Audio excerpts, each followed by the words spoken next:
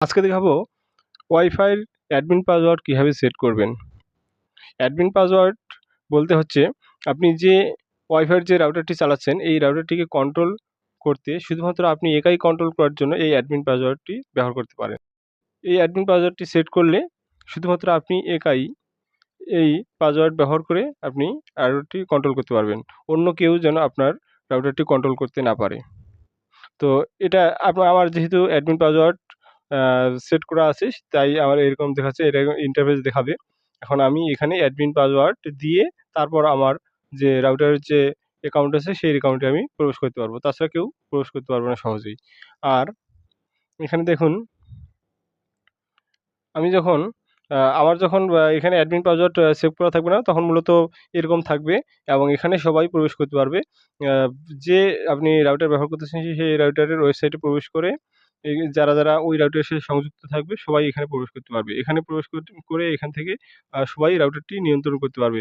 চাইলে পাসওয়ার্ড পরিবর্তন করে দিতে পারবে এবং এখানে দেখতে পারতেছেন যে কতজন ব্যবহার করতেছে সেটাও দেখতে পারতেছেন। ডাউনলোড স্পিড এবং আপলোড স্পিড সবগুলোই এখান থেকে দেখা যাবে এবং সবাই এটা নিয়ন্ত্রণ করতে পারবে যদি না আপনার অ্যাডমিন পাসওয়ার্ড সেট করা থাকে। তাই অ্যাডমিন পাসওয়ার্ড আপনি একাই নিয়ন্ত্রণ করতে চাইলে অবশ্যই আপনাদের অ্যাডমিন পাসওয়ার্ড প্রয়োজন আছে সেট করার। তো কীভাবে সেট করবেন অ্যাডমিন পাসওয়ার্ড? আপনি আপনার ওই যে রাউটার চালাচ্ছেন সেই রাউটারের আপনি ওয়েবসাইটে আসার পর এরকম অপশন যখন আসবে এখানে 3 ডটে ক্লিক করবেন। এই 3 ডটে ক্লিক করার পর এখানে যে দেখতে পাচ্ছেন 3 ডট, এই 3 ডটে ক্লিক করার পর এখান থেকে আপনি যেহেতু অ্যাডমিন পাসওয়ার্ড সেট করবেন, সেহেতু এখানে অ্যাডমিনিস্ট্রেশন এ এখানে ক্লিক করবেন একদম সবার শেষে। এখানে দেখতে পাচ্ছেন আমার যেহেতু অ্যাডমিন পাসওয়ার্ড সেট করা আছে তাই আমার এখানে দেখতে পাচ্ছেন ওল্ড পাসওয়ার্ড দেখাচ্ছে এখানে। তো আপনাদের এই ওল্ড পাসওয়ার্ডটি থাকবে না, আপনাদের থাকবে নিউ পাসওয়ার্ড এবং রিকোয়েস্ট নিউ পাসওয়ার্ড। তো আপনি কি করবেন এই নিউ পাসওয়ার্ডে আপনি যে পাসওয়ার্ডটি অ্যাডমিন পাসওয়ার্ড দিতে চাচ্ছেন শুধুমাত্র আপনি একাই এই পাসওয়ার্ডটি জানবেন। তো এইখানে দিবেন নিউ পাসওয়ার্ডে এবং ওই একই পাসওয়ার্ড আপনি রিকোয়েস্ট নিউ পাসওয়ার্ডে দিয়ে দিবেন। মানে একই পাসওয়ার্ড ২ জায়গায় ব্যবহার করবেন। করার পর আপনি এখানে দেখতে পাচ্ছেন এইদিকে আর কোনো কিছু পরিবর্তন না করলেও চলবে। এখানে আপনি আ এখানে এখানে অল্টারনেটিভ ডিএনএস সার্ভার এটা দিতে পারেন। তো এগুলো না দিলেও চলবে। এখানে আপনি ওকেতে ক্লিক করবেন।